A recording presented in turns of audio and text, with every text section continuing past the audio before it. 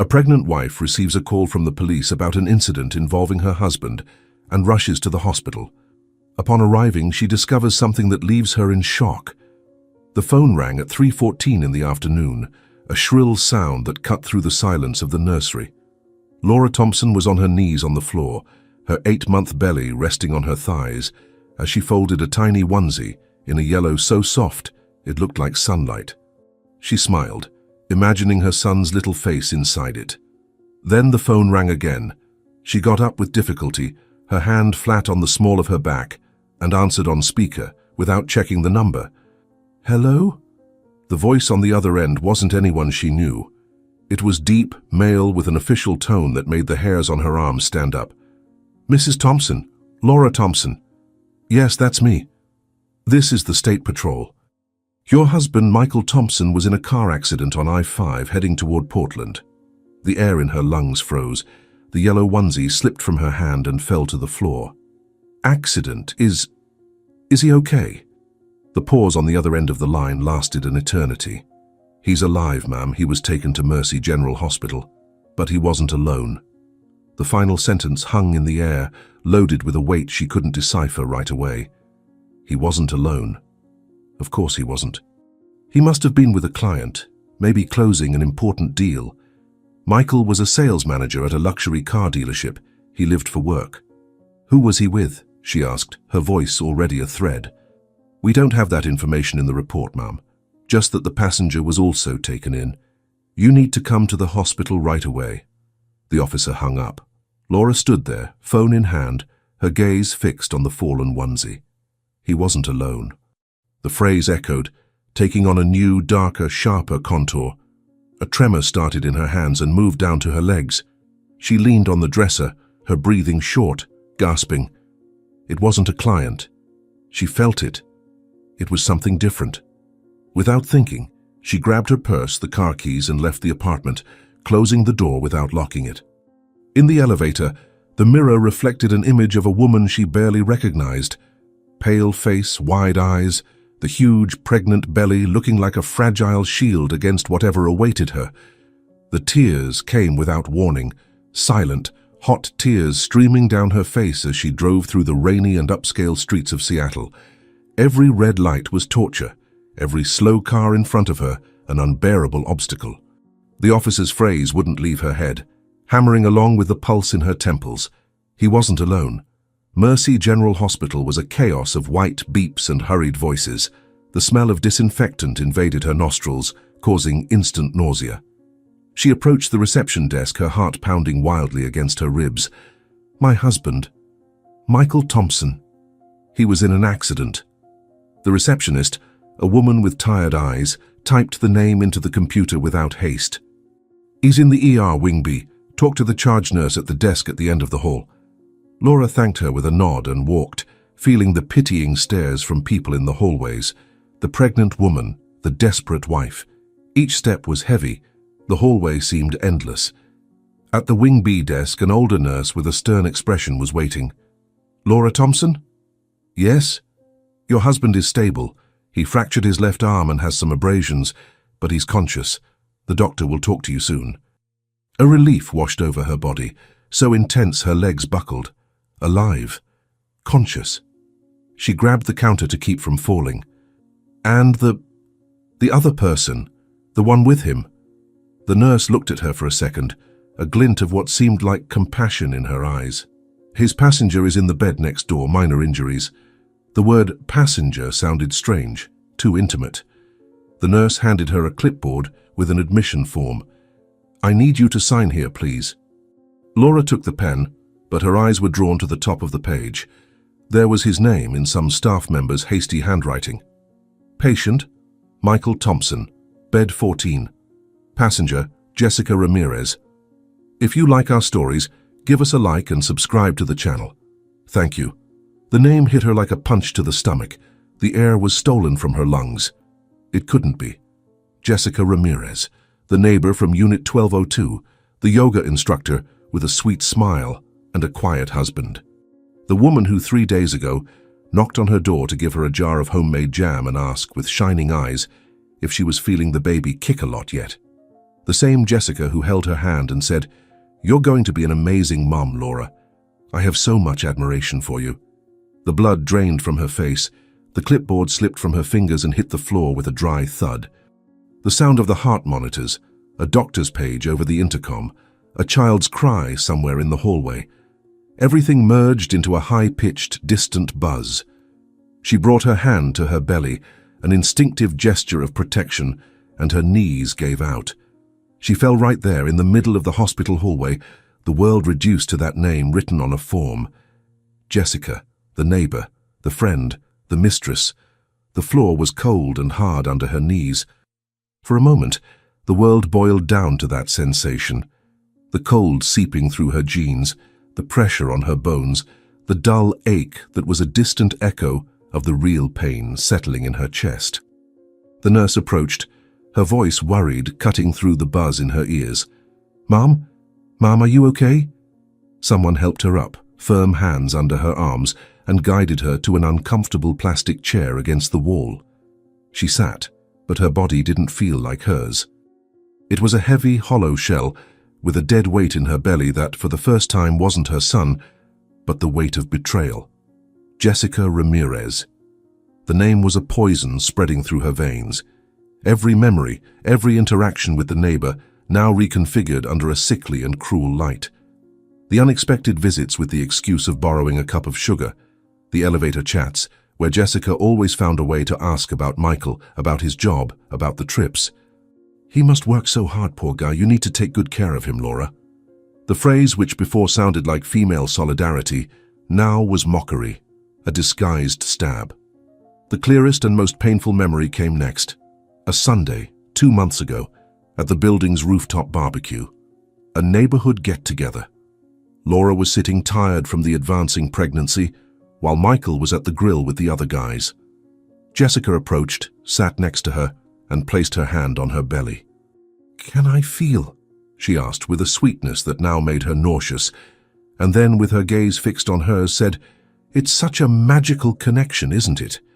Between mother and child, nothing can break that." There, sitting in the sterile hospital hallway, Laura understood the depth of that lie.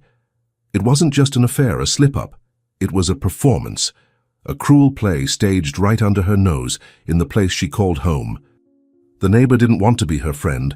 She wanted a front-row seat to watch her life, maybe to compare herself, maybe out of pure sadism. Every question about the pregnancy, every tip about vitamins and morning sickness wasn't empathy. It was intelligence gathering. It was a way to gauge the terrain, to know how oblivious the pregnant wife was to the world of lies her husband was building. A young doctor with thin-rimmed glasses and a serious expression stopped in front of her. "Mrs. Thompson, I'm Dr. Patel, the attending. Your husband is out of danger. The distal radius fracture in his left arm will need immobilization, but no neurological damage. He got lucky." The word lucky sounded like an insult. Lucky to be alive to face the destruction he caused. "Can I see him?" Laura asked, her voice hoarse, unrecognizable. The doctor hesitated. "He's sedated right now for pain management. And the other patient is in the same observation room. Maybe it's better to wait a bit." "No," Laura said, with a firmness that surprised herself. "I want to see him now." The doctor observed her, the professional gaze trying to decipher what lay behind that cold determination. She saw the prominent belly, the pale face, the eyes that no longer shed tears but held a storm. She nodded. "All right. This way." The observation room was separated from the hallway only by a green curtain. The doctor pulled it aside, and the scene revealed itself. 2 beds, side by side. On the right, Michael. His left arm wrapped in a white splint, his face scratched, his eyes closed under the sedative's effect. Even unconscious, his expression looked guilty. On the left bed, less than 6 feet from him, was Jessica. She had a bandage on her forehead near the hairline and was staring at the ceiling with glazed eyes. She didn't see her enter. She was lost in her own world of pain and consequences. Laura stood frozen at the entrance, a statue of ice. The air grew thick, heavy, hard to breathe. There they were, together. The living proof, side by side, of the lie that defined her life, the man she shared a bed with, dreams, the future child, and the woman who offered her homemade jam and motherly advice. The intimacy of that scene was more devastating than any confession. They weren't just lovers. They shared an accident, a hospital bed, a fate. They were a unit. And she was the outsider, the piece that didn't fit in that equation of betrayal. It was then that Jessica slowly turned her head and her eyes met Laura's. The recognition was instant, followed by a wave of panic that contorted her features. Jessica's lips parted, but no sound came out. She was a fish out of water, gasping for the air that the truth had stolen from her. The fear on her face was ugly, devoid of any dignity. There was no remorse there, just the terror of being caught. In that gaze, Laura didn't see the smiling neighbor, the yoga instructor, the friend. She saw a cornered predator. Laura didn't look away. She held the gaze, feeling a cold, cutting strength take over her. There was no room for crying, for screams, for the despair that had consumed her minutes before. There was only a brutal clarity. She took a step into the room, and then another. Each movement was deliberate, heavy. She stopped beside Michael's bed, without looking at him. Her eyes remained fixed on Jessica. He wasn't alone, Laura said, her voice low but resonating in the silence of the room. She repeated the officer's words, throwing them back to their origin. The phrase hit Jessica with the force of a slap. The woman shrank, averting her gaze to the white sheet as if she could hide there. "Laura, she began, her voice a broken whisper. "No," Laura cut her off, her tone icy. "Don't you dare say my name." The silence that followed was broken only by the rhythmic beep of Michael's heart monitor, a constant mechanical sound that marked the time of that new and terrible reality. Laura turned and looked at her husband for the first time. The man she loved, or thought she loved, the father of her child. His face, even at rest, seemed like a stranger's. The features she knew so well that she kissed every morning were now stained by the lie. She extended her hand, but stopped inches from his face. There was no longer the right to touch. What they had, what they built, had shattered on I-5 inside a luxury car with the neighbor in the passenger seat. She stepped away from the bed, her body rigid. The adrenaline that had kept her upright began to fade, giving way to a deep exhaustion coming from the soul. Her belly weighed heavy, and a sharp pain in her lower back made her catch her breath. The baby moved, a strong kick, as if protesting against the anguish surrounding him. She placed her hand over her abdomen, a gesture of protection, and, in that moment of alliance, it was the two of them now, just them. She turned to leave, but stopped at the door. There was one more thing to do, one last piece to move on that board of pain. She took her phone from her purse, her hands trembling slightly. She searched for the contact she'd used only once to confirm attendance at that building barbecue, David Ramirez, Jessica's husband. The quiet civil engineer of few words who always seemed to be in the shadow of his sociable, smiling wife. An honest, hard-working man who, just like her, was about to have his world turned upside down. She felt a pang of hesitation. She was about to detonate another human being's life, but the image of Jessica and Michael side by side on the beds erased any remnant of doubt. The truth, no matter how brutal, needed to be complete. Their lie had created two victims, and the victims deserved to know. She took a deep breath, left the room and walked back down the hallway, finding a more isolated corner near a window overlooking an inner courtyard. Night was already falling over Seattle, cold and indifferent. She dialed the number. The phone rang once, twice, 3 times. Each ring was one more beat in the countdown to detonation. Laura leaned her forehead against the cold glass of the window, watching the darkness swallow the hospital courtyard. She wondered what David was doing at that exact moment. Maybe watching the news, maybe preparing a solitary dinner, waiting for his wife to return from the extra yoga class or the meet-up with friends. The banality of the lie was what made it so sordid. She wasn't just destroying a marriage, she was tearing the fabric of normality for a man who, until that instant, probably believed he was living an ordinary and safe life. Finally, the call was answered. The voice on the other end was exactly as she remembered. Low, a bit tired, without inflections. "Hello?" Laura swallowed hard, the metallic taste of adrenaline in her mouth. She needed to be direct, clinical. Any trace of emotion in her voice could be misinterpreted as hysteria or confusion. "David, this is Laura, from 1102. There was a short pause, the time for him to process who was calling at that hour. The pregnant neighbor from downstairs. "Laura, is something wrong?" The concern in his voice was genuine, probably imagining a problem with her pregnancy, an emergency. The irony was almost unbearable. "You need to come to Mercy General now," she said, the words coming out firm, almost mechanical. "It's about Jessica." The silence that followed was different from any silence Laura had ever heard. It wasn't a pause to think. It was a dense, heavy vacuum where all the terrible possibilities bloomed at once. She could almost hear him on the other end, piecing together the puzzle. The call from the neighbor, the hospital name, the urgency, his wife's absence to deliver the news. In seconds, the house of cards of his trust began to collapse. She didn't need to say anything else. The omission was the message itself. When he finally spoke, his voice was unrecognizable. The low, tired tone had disappeared, replaced by something dry, hard, like stone. "I'm on my way." The call ended. No questions. No requests for details.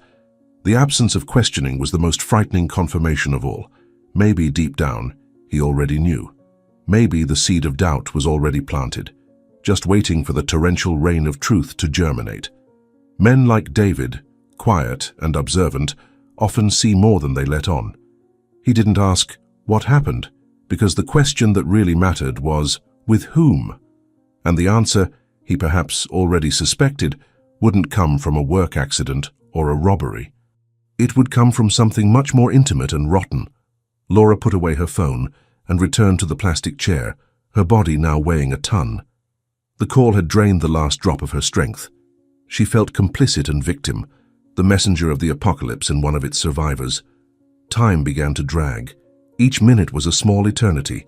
She watched the movement in the hallway, nurses running, families crying, doctors with impenetrable expressions. A microcosm of pain and relief, and she was there at the epicenter of her own private drama, waiting for the next act to begin. She thought of her son. Her hand returned instinctively to her belly, a safe harbor amid the shipwreck. He kicked again, softer this time, as if sensing her exhaustion. In that moment, a decision formed in her mind, clear and unshakable. That child wouldn't grow up in a home built on the rubble of a lie. He wouldn't have a father whose integrity was a farce, and a mother who diminished herself to fit into a broken marriage. That kick wasn't just fetal movement, it was a reminder that there was a life depending on her strength, her courage. The pain of betrayal was immense, but the love for that being she didn't even know yet was greater, and it would be that love that guided her out of there. 25 minutes later, she saw him. David Ramirez appeared at the end of the hallway, walking with contained urgency. He didn't look desperate, but there was a stiffness in his shoulders and an intensity in his step that betrayed the inner storm. His eyes scanned the area and found her. He approached, his face an impenetrable mask. Up close she could see it.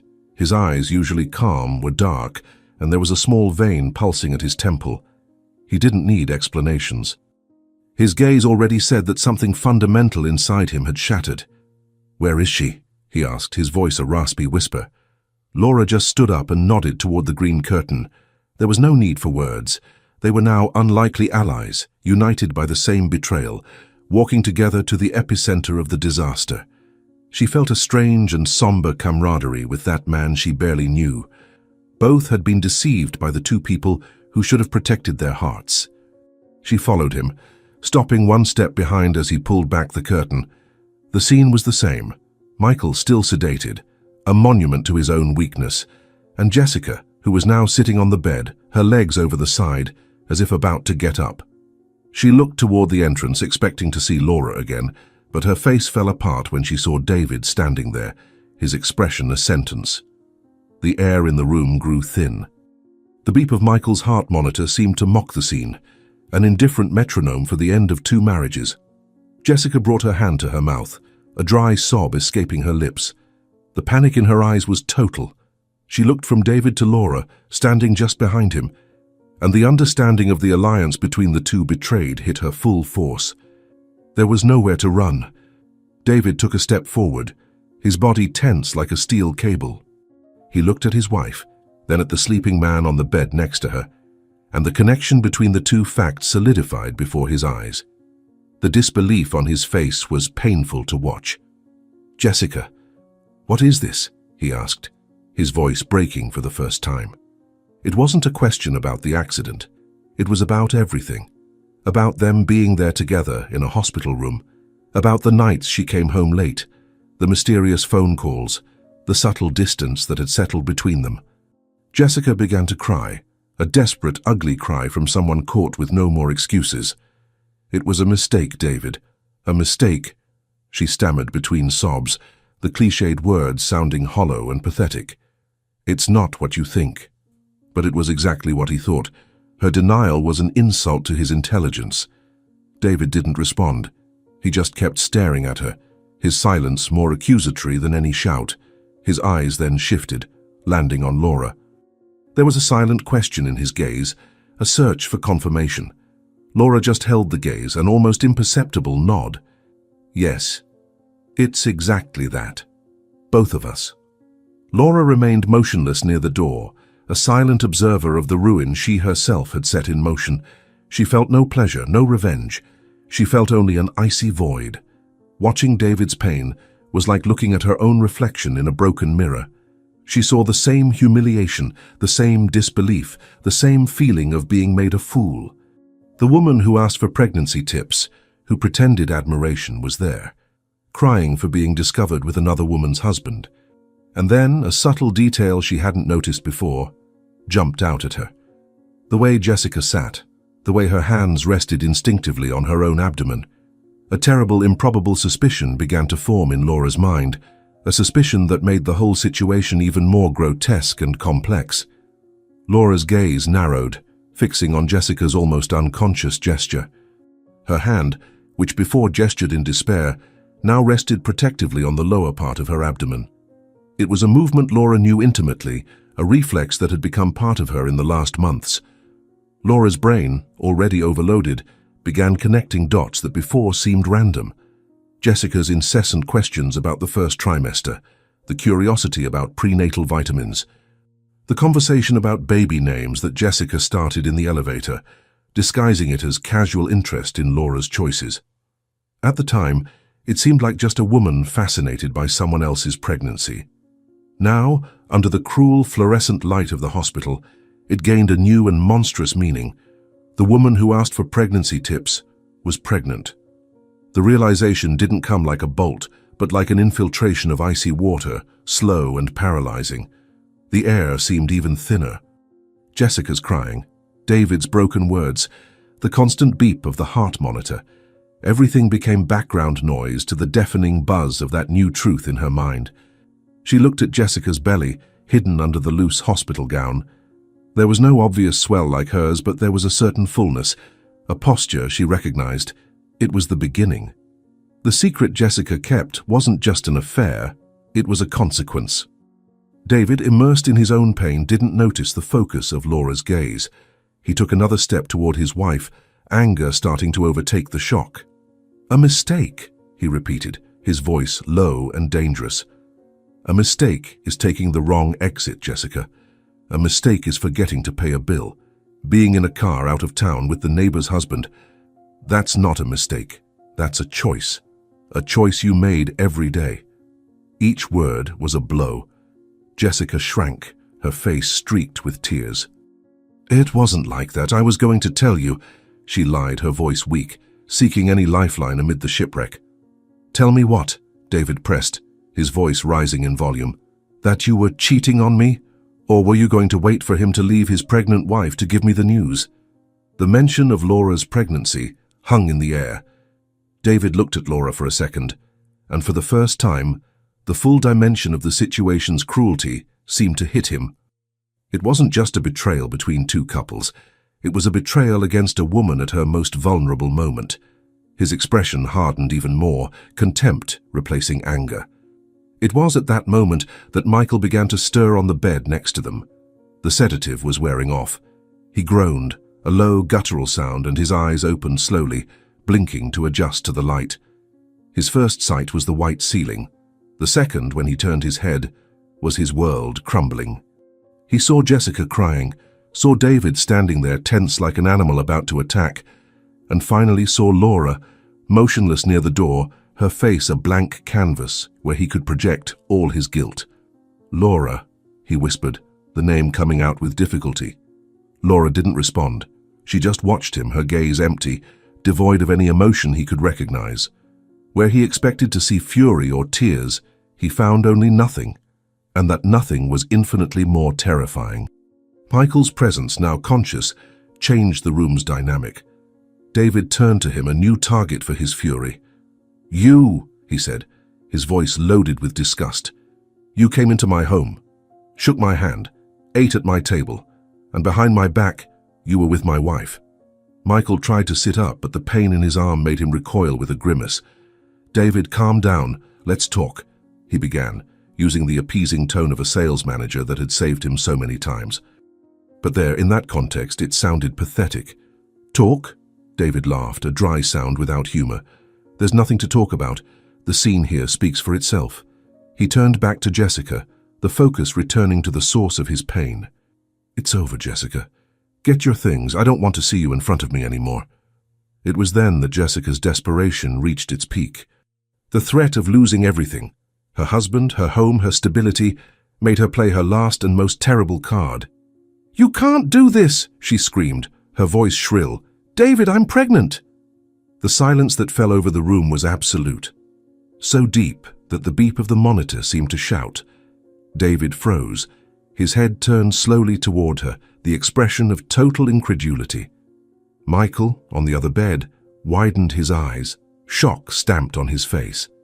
He didn't know either. That was a part of the secret Jessica had kept just for herself. Laura closed her eyes for an instant. So it was true. The suspicion had been confirmed in the most brutal way possible. She felt the ground disappear under her feet, but her body didn't move.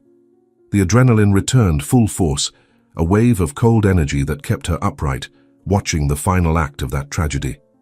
David looked at Jessica's belly, then back at her face. His mind worked furiously, trying to process the information, trying to fit it into the timeline of the betrayal. "Pregnant," he repeated, the word strange in his mouth. A flash of something that could have been joy in other circumstances shone in his eyes, but was immediately extinguished by the poisonous doubt. He looked at Michael, then back at Jessica. The question didn't need to be asked.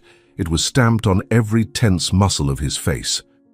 "It's yours, David, of course it's yours," Jessica said hastily, her voice slipping in the eagerness to convince him.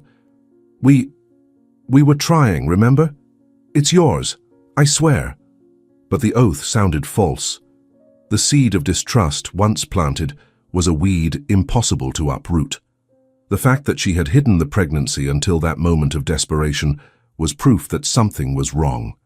She hadn't shared the news with Joy, but used it as a shield, a weapon of emotional blackmail. Michael, in turn, was pale. He looked at Jessica, then at her belly, then at Laura. His expression was a mix of shock, confusion, and abject fear. His inconsequential adventure had just gained a complication he never imagined. A child, maybe his child, growing in the womb of another man's wife while his own wife carried his legitimate heir. The symmetry was sickening. Laura watched the scene, feeling strangely distant, as if watching a movie. She saw the pieces moving, the bonds breaking, the lies overlapping other lies. She saw the trap Jessica had built for herself. By trying to hold on to her husband with the pregnancy news, she had only lit the fuse of a much bigger bomb. Paternity. David said nothing more. He looked one last time at the woman crying on the bed, then at the man who was the cause of his ruin.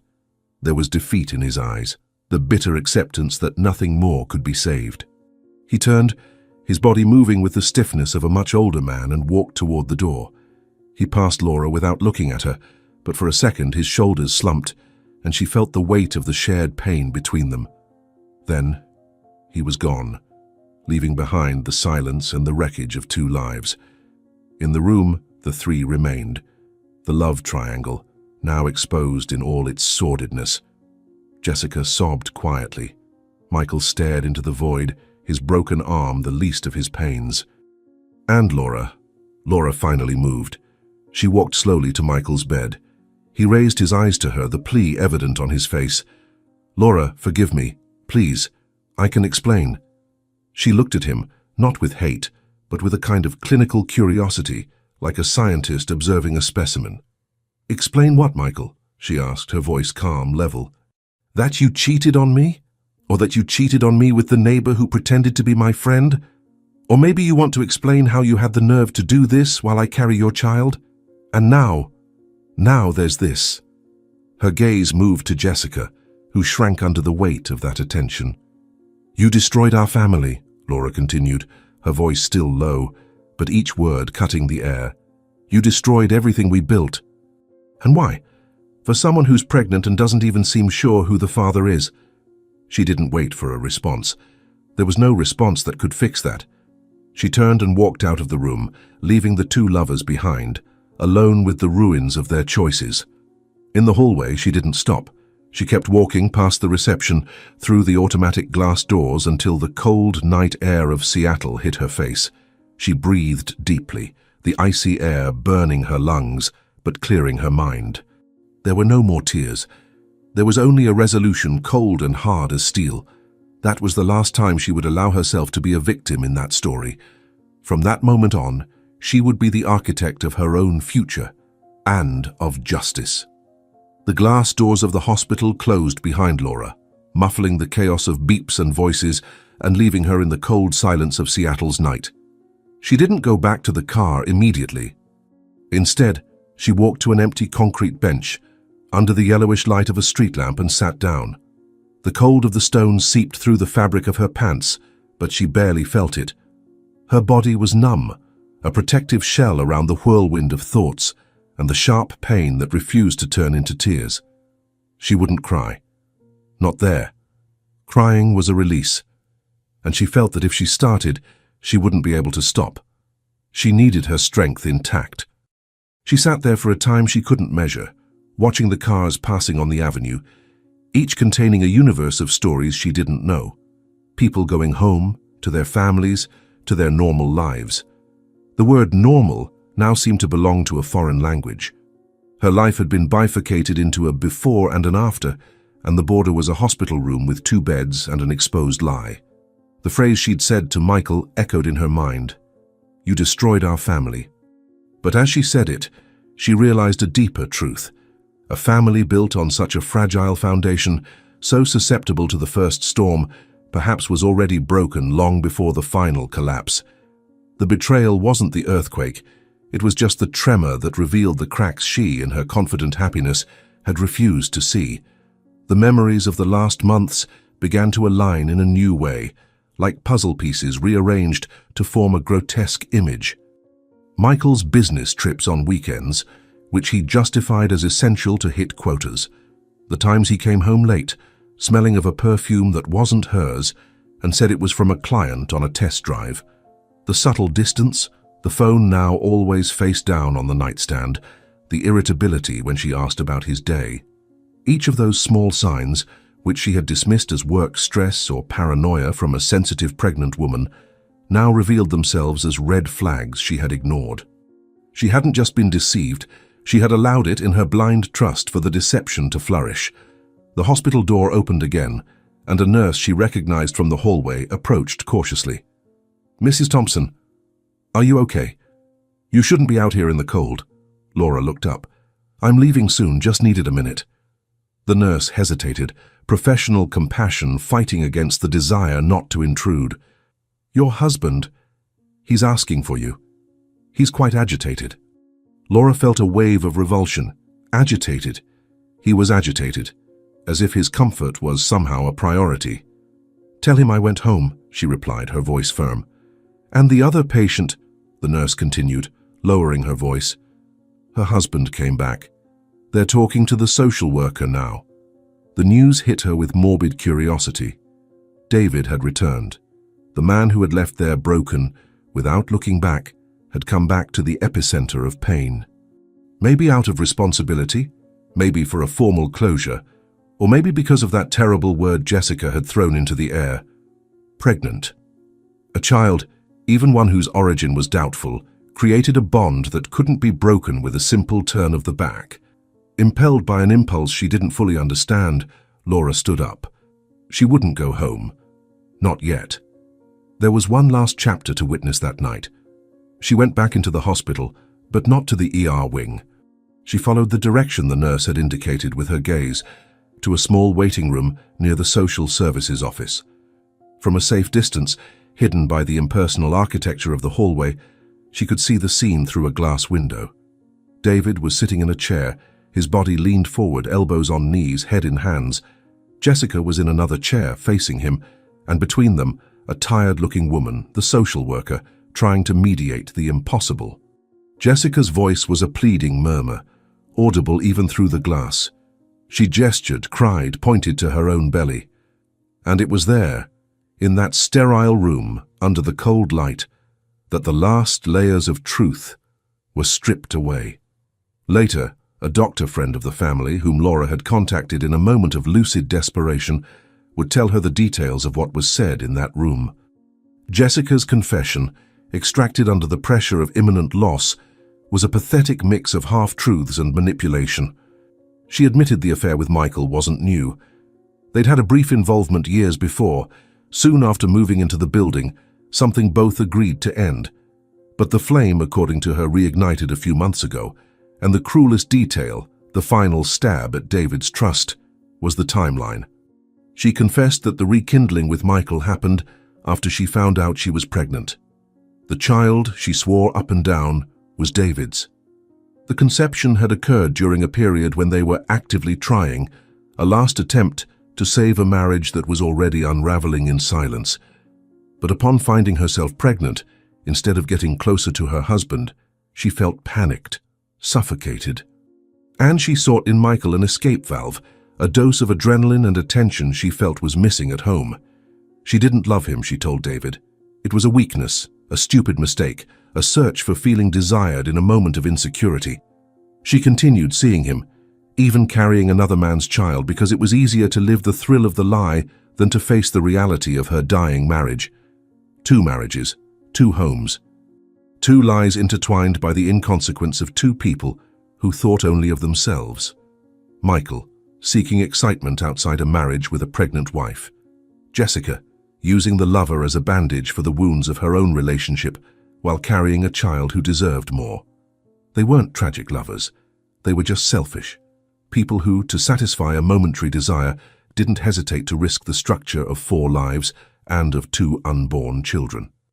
Laura, watching from afar, felt the last remnant of feeling for Michael turn to ashes. It was no longer pain nor anger.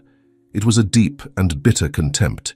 He hadn't betrayed her for a great love, for an overwhelming passion that would redeem him in a romantic tragedy. He had betrayed her out of boredom, out of vanity, for the cheap thrill of an affair with the married neighbor. He had traded the family they were building, the sanctity of their son's birth, for a reheated and sordid fling with a woman who used him as a pastime. She saw David stand up. He didn't say a word. He just looked at Jessica, a long, empty look that seemed to pierce through her. It was the look of a man contemplating the ruins of his own home, knowing there's not a single beam that can be saved. Then he turned and left the room, passing through the hospital's main door and disappearing into the night, this time for good. He didn't look back. Laura also turned and left. There was nothing more to see there. The destruction was complete. She drove home on autopilot, her mind strangely silent. The apartment, once a sanctuary, now seemed like a crime scene. Every object, every photo on the wall, every piece of furniture they chose together was a witness to the lie. She entered the nursery, the yellow onesie still on the floor, and picked it up. The softness of the fabric in her hands was the only real thing in a world that had become a nightmare. She wouldn't dismantle that room. She would finish it, alone. The next morning, the first call she made was to a lawyer, the second to a real estate agent, the third to a moving company. She acted with a cold and methodical efficiency, as if managing an architecture project, not demolishing her own life. Each decision was a step away from him, away from that building, away from the woman in 1202. Michael was discharged late in the afternoon. He called Laura dozens of times, but she didn't answer. Then he took a cab home, probably expecting to find her, ready to use his charm, his apologies, his empty promises. But when he opened the door to apartment 1102, he found it almost empty. Boxes stacked in the corners, blank spaces on the walls where pictures once hung, the echo of a life that no longer existed. On the glass coffee table, the only piece of furniture left in the living room, there was a manila envelope. His name, Michael, was written in Laura's elegant handwriting. With trembling hands, his good arm struggling against the sling immobilizing the other, he opened it. Inside, there was no letter of hate or pain. There were just 3 items. The first was a copy of the accident report, which Laura's lawyer had already obtained, highlighting the cause, speeding on wet pavement. The second was a copy of the latest ultrasound of their son, the black and white image of a perfect profile, a life pulsing, oblivious to his father's sordidness. And the third was a small note with a single sentence. "While you lied, I learned to live." There was no signature. It wasn't needed. Michael stood in the middle of the empty room, looking at those 3 pieces of paper. The proof of his recklessness, the image of his loss, and the declaration of her independence. He didn't have the courage to touch the ultrasound. He just sank to the floor amid the emptiness, and the weight of everything he had lost finally crushed him. The divorce was a quick and brutally efficient process. Laura instructed her lawyer not to negotiate, just execute. She wanted nothing but what was hers by right and her freedom. While the papers moved forward, she settled into a rented apartment in Bellevue, a neighborhood with tree-lined streets and an air of starting over. The space was smaller, simpler, but every square inch was hers. There were no memories of Michael ingrained in the walls, nor the risk of running into Jessica in the elevator. It was neutral territory, a blank canvas. With a calm that surprised her, she began setting up the nursery. She painted the walls a soft gray, assembled the crib with her own hands, following the instruction manual with almost meditative concentration. Each screw tightened, each piece fitted, was an act of construction, an affirmation of her ability to create and sustain a life alone. She didn't feel Michael's absence. In fact, the solitude was productive, silent, allowing her to connect with a strength she didn't know she possessed. The room was ready in a week, a nest of peace and promises, built not on the wreckage of a family, but on the solid foundation of a woman rediscovering herself. The news of the other's outcomes reached her in fragments, through mutual acquaintances and the inevitable network of gossip from the old building. Jessica was discharged 2 days after Michael. David, true to his word, wasn't there to pick her up. He filed for divorce and, in an act of cold mercy, demanded a prenatal DNA test. The result, which arrived weeks later, was the final nail in the coffin of that marriage. The child was indeed his. But the biological confirmation changed nothing. The betrayal of trust had been too deep. David agreed to fulfill all his obligations as a father, but made it clear the marriage was dead and buried. Jessica, now a pariah in the building and abandoned by her lover, would face motherhood in a solitude she had built herself. Michael, in turn, sank. The empty apartment became his prison. The absence of Laura and the life they had was a ghost haunting him in every silent room. He tried calling, texting, begging for a second chance, but Laura had blocked his number. The only communication he received was through the lawyers. He lost focus at work.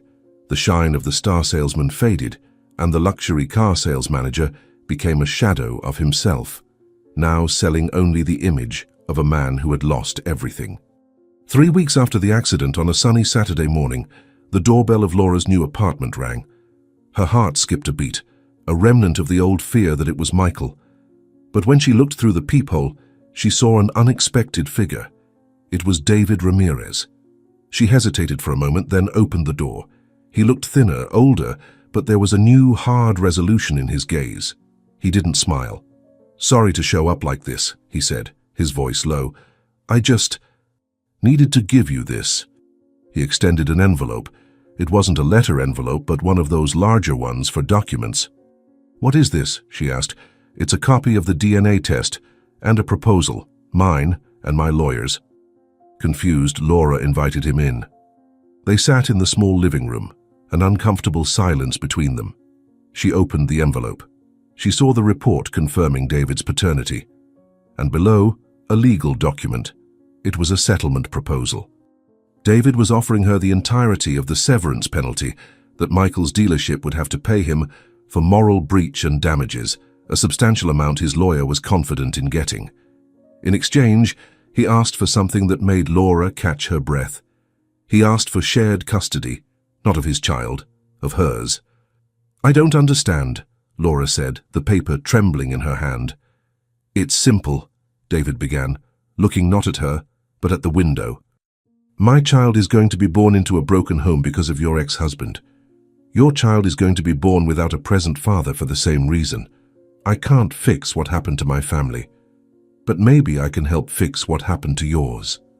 He finally looked at her, and for the first time she saw not just pain but a fierce determination. "I don't want to be a substitute.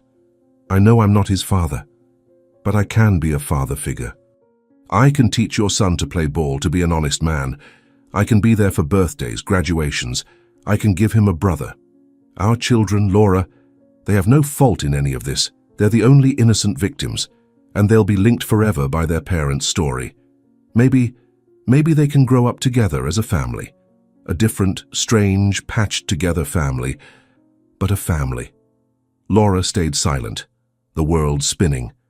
The proposal was insane, unprecedented, and at the same time, it made a terrible and profound sense. It was a form of poetic justice she could never have conceived, taking the destruction caused by two people and from it building something new and functional for the two children who were the innocent legacy of that betrayal. "I don't know what to say," she whispered. "Don't say anything now," he replied, standing up. "Think about it. Talk to your lawyer. The proposal is serious. I'm not doing this out of pity for you. I'm doing this for them."